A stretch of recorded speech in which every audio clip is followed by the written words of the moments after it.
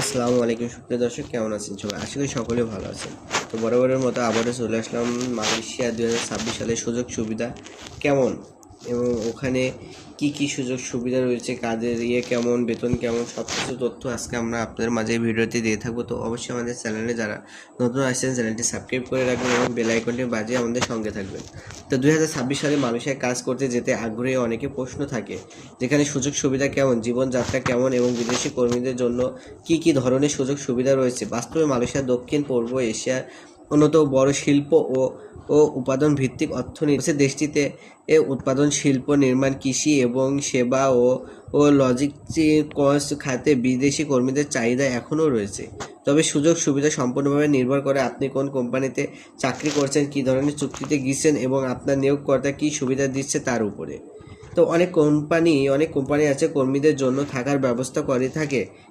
কোনো প্রতিষ্ঠান সম্পূর্ণভাবে বিনামূল্যে আবাসন দেয়। আবারও কিছু কিছু কোম্পানি আছে বেতনের একটি ছোট্ট অংশ কেটে আবাসনের ব্যবস্থা করে থাকে। সাধারণত একসঙ্গে কয়েকজন কর্মী একটি হোস্টেল বা ডরমিটরিতে থাকেন। বিদ্যুৎ, পানি এবং অন্যান্য সুবিধা কোম্পানির ভিত্তিতে ভিন্ন হতে পারে, তাই চুক্তিপত্র এসব বিষয় থেকে আগে থেকে জেনে নেওয়া উচিত। তো খাবারের ক্ষেত্রে সব কোম্পানিতে নিয়ম কিন্তু এক নয়। কিছু প্রতিষ্ঠানে প্রতিদিন খাবার দেয়, আবার অনেক কোম্পানি শুধু ক্যান্টিনের সুবিধা রাখে এবং কর্মীদের নিজ খরচে খাবার কিনতে হয়। বাংলাদেশি, ভারতীয় অন্যান্য এশিয়া খাবার মালয়েশিয়ান অনেক এলাকায় সহজে পাওয়া যায়, তাই খাবার নিয়ে সাধারণত খুব বেশি সমস্যা হয় না। স্বাস্থ্যসেবার ক্ষেত্রে অনেক নিয়োগ কর্মীদের এর জন্য মৌলিক চিকিৎসা সুবিধা ও স্বাস্থ্য বীমার ব্যবস্থা করে থাকেন। তাদের কাজের সময় অসুস্থ হলে বা দুর্ঘটনা ঘটলে কোম্পানির নীতিমালা অনুযায়ী সহায়তা পাওয়া যেতে পারে, তবে কোনো ধরনের চিকিৎসা ব্যয় কোম্পানি বহন করবে তা সরকারি চুক্তির উপরে নির্ভর করবে। মালয়েশিয়ার অধিকাংশ প্রতিষ্ঠান নির্ধারিত ও কর্মঘণ্টার বাইরে কাজ করলে ওভারটাইম সুযোগ থাকে। এই অতিরিক্ত কাজের জন্য অতিরিক্ত পারিশ্রমিক দেওয়া হয়, ফলে অনেক কর্মী মূল বেতনের পাশাপাশি ওভারটাইম করে মাসিক আয় বাড়ানোর চেষ্টা করে। তবে অতিরিক্ত কাজ করা বাধ্যতামূলক কিনা সেটাও কোম্পানির নিয়ম অনুযায়ী ভিন্ন হতে পারে। তো মালয়েশিয়ার সুযোগ সুবিধা, সড়ক ব্যবস্থা, উন্নত গণপরিবহন, বড় বড় শপিং মল, ব্যাংকিং সুবিধা এবং সহজ মোবাইল ও ইন্টারনেট সেবা থাকায় বিদেশি কর্মীদের দৈনন্দিন জীবন তুলনামূলকভাবে সুবিধাজনক।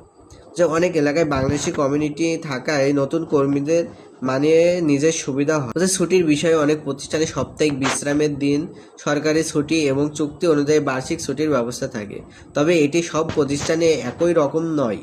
তাই চাকরির অফার গ্রহণের আগে ছুটি, বেতন, ওভারটাইম, আবাসন এবং অন্যান্য সুবিধা সম্পর্কে পরিষ্কার ধারণা নেওয়া কিন্তু উচিত। যদিও মালয়েশিয়ায় অনেক সুযোগ রয়েছে, তবেও কিছু চ্যালেঞ্জই তো আছে। গরম ও আর্দ্র আবহাওয়া, দীর্ঘ সময় দাঁড়িয়ে বা শারীরিক পরিশ্রম করে কাজ করা এবং পরিবার থেকে দূরে থেকে অনেকের জন্য মানিয়ে নেওয়ার বিষয় হতে পারে। তাই বিদেশে যাওয়ার আগে মানসিক ও শারীরিক প্রস্তুতি থাকা অনেক গুরুত্বপূর্ণ। সবচেয়ে গুরুত্বপূর্ণ বিষয় হলো শুধুমাত্র বৈধ ওয়ার্ক পারমিট এবং সরকার অনুমোদিত রিক্রুটিং এজেন্সির মাধ্যমে মালয়েশিয়ায় যাওয়া উচিত। চাকরির চুক্তিপত্র ভালোভাবে পড়ে বেতন, কর্মঘণ্টা, ওভারটাইম থাকা, চিকিৎসা ও অন্যান্য সুযোগ সুবিধা সম্পর্কে নিশ্চিত হয়ে তবে সিদ্ধান্ত নেওয়া উচিত। এতে প্রতারণের ঝুঁকি কমে এবং বিদেশে গিয়ে অপ্রত্যাশিত সমস্যার সম্ভাবনাও অনেক কম থাকে। তো সব মিলে বলা যায় যে 2026 সালে মালয়েশিয়ার দক্ষ ও পরিশ্রমী কর্মীদের জন্য এখনও কাজের সুযোগ রয়েছে। তবে সুযোগ সুবিধা সবার জন্য একরকম নয়। যে কোম্পানিতে চাকরি হবে এবং যে শর্তে চুক্তি করবেন সে অনুযায়ী আপনার বেতন ও কর্ম পরিবেশের এবং অন্যান্য সুবিধা নির্ধারণ হবে। তাই সঠিক তথ্য যাচাই করে এবং বৈধ উপায়ে বিদেশ যাওয়ার সবচেয়ে নিরাপদ বুদ্ধিমানের কাজ। তো আজকের বন্ধুরা সকলে বুঝতে পারছেন আমার ভিডিওতে কি বলতে চাইছি।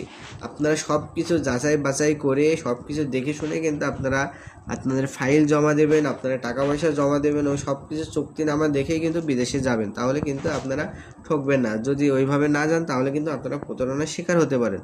তো বন্ধুরা আশা করি সকলে বুঝতে পারছেন। যারা আমাদের চ্যানেলে নতুন আসছেন অবশ্যই চ্যানেলটি সাবস্ক্রাইব করে রাখবেন এবং বেল আইকনটি বাজিয়ে রাখবেন। তো বন্ধুরা এখানে আমি ভিডিওটি শেষ করছি। আল্লাহ হাফেজ।